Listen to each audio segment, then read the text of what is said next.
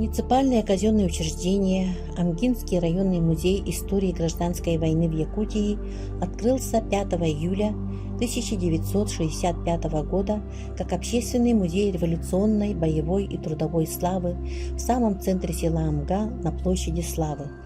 Его инициаторами были члены клуба ветеранов гражданской и Великой Отечественной войны, которым руководил заместитель председателя райисполкома Лаврентий Лаврентьевич Александров. Первым директором музея стал Василий Константинович Расторгуев, ветеран гражданской войны, участник Первой мировой войны. С 1977 года Музей революционной и боевой трудовой славы был передан в распоряжение Якутского государственного объединенного музея истории и культуры народов Севера имени Емельяна Ярославского. Амгинский музей стал его филиалом и был переименован в районный музей истории гражданской войны в Якутии, директором которого был назначен Семенов Михаил Андреевич. История гражданской войны, живописная диорама легендарной оборонницы СССР привлекала посетителей со всей республики. В 1998 году здание музея было признано аварийным и было закрыто, и с тех пор музей не имеет соответствующих условий для своей деятельности. В настоящее время директором Амгинского музея является Байдам Аянтай.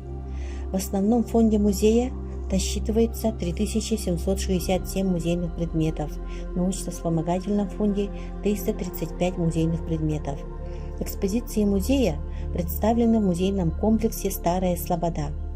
Это территория Амгинской районной больницы, которая в 2005 году была передана под музейный комплекс. Здесь находятся архитектурные постройки XIX века, два старинных дома, они являются памятниками культурного наследия. В одном из них расположены экспозиции о событиях и героях гражданской войны и участниках Великой Отечественной войны. Второй дом, где в начале XX века прошли детские годы героя социалистического труда, академика Леонида Васильевича Киринского, назван в честь знаменитого ученого-магнитолога, и в нем расположены экспозиции о его жизни и деятельности, истории амгинского здравоохранения.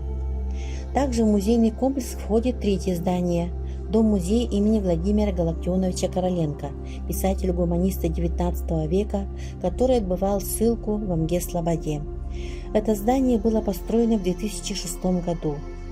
Основные экспозиции этого музея освещают историю образования Амгинской Слободы, Амгинского улуса, начала и развития хлебопашества в Якутии. Амгинский музей в селе Покровка имеет филиал – Новопокровский музей хлебопашества, который был основан в 1992 году. К 70-летию совхоза Амгинский в 2000 году для музея был построен дом «Балаган». Заведующий филиалом работает Павлова Диана Вадимовна.